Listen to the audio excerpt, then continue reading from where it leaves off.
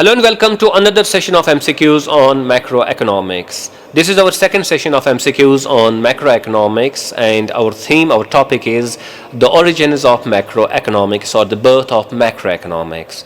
It is being conducted in the context of our second lecture under the series of lectures that we are delivering on macroeconomics, basic macroeconomics. So I hope that you have watched that very lecture, and therefore it will be quite easy for you to deal with the questions that we are discussing here. So our first question is, who coined the terms microeconomics and macroeconomics? So you have got four options before you: James Keynes, Adam Smith, Alfred Marshall, and Ragnar Frisch. Among these four economists, who is the one who coined the terms microeconomics and macroeconomics? So the right answer in this case is the D option, which is Ragnar Frisch, because he was the economist who first time gave us these terms microeconomics and macroeconomics.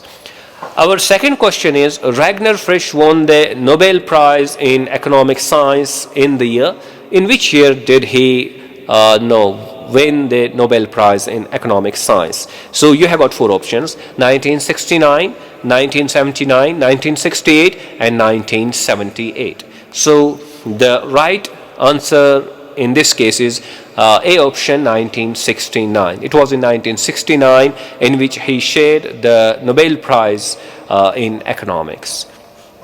Our third question is, Great Depression started in. When and where did Great Depression start? In 1939 United States of America, 1929 England, 1930 Germany, and 1929 United States of America. Now we know Great Depression actually started in 1929. So our A option and C option, these are obviously incorrect in this context. Now we should also know that it actually started in United States of America. So the right option in this case is the D option, 1929 United States of America.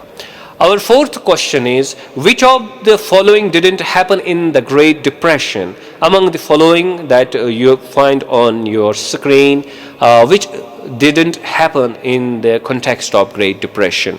Massive unemployment, massive overproduction, substantial decrease in real income, increase in world trade. Among these you have to find which didn't take place in Great Depression. So we know that there was massive unemployment, we know there was massive overproduction, we know there was substantial decrease in real income, but we also know this was not the case that there was increase in world trade. So our right answer in this case is the D1, increase in world trade, because this is a thing which didn't happen during the peak years of Great Depression. Now the fifth question is, which of the following is true about classical economics or classical economists?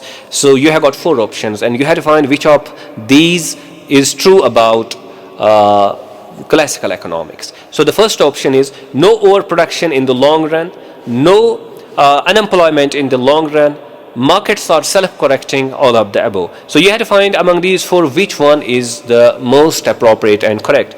Now we know classical economists believe that there will be no overproduction in the long run, so this is also true about them. No unemployment in the long run, this is also true about them. And markets are self-correcting, this is also true about them. Therefore the right answer is the D option, all of the above. So this is the right answer. Our sixth question is, who wrote the book The General Theory of Employment, Interest and Money, and when it was published? So you have to find the author and the year of its publication. So the options that are available, the first option is James Keynes in 1946. Then we have Alfred Marshall in 1926, J. Mill in 1936, and James Keynes in 1936. Now you must remember that the D option is the correct option, because James Keynes wrote this book and it was published in 1936. So D option is the correct option in this case. Our seventh MCQ is, belief that markets are self-correcting was held by. Who held the belief that markets are self-correcting? So you have got the options. A option is James Keynes. The B option is classical economists. C option is both J.M. Keynes and classical economists, A and B. And the D option is none of the above. And we know that it were the classical economists who believed that markets are self-correcting. So the right option in this case is B1, classical economists.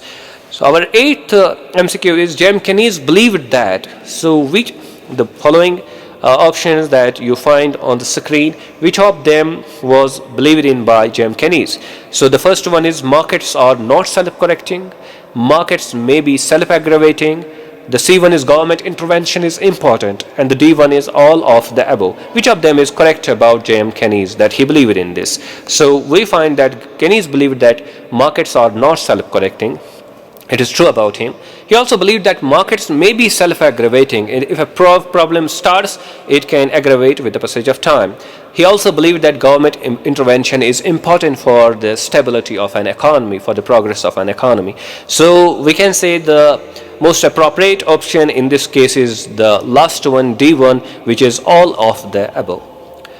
Our ninth MCQ is government can intervene in economy through. How can governments intervene in the economy? So the first is fiscal policy, the second is monetary policy, the third one is both, and last one is D option is none of the above. So obviously governments can intervene, and according to Keynes should intervene in the economy through both fiscal ways and the monetary policy approach should be adopted. So the right answer in this case is C, that is both fiscal policy and monetary policy.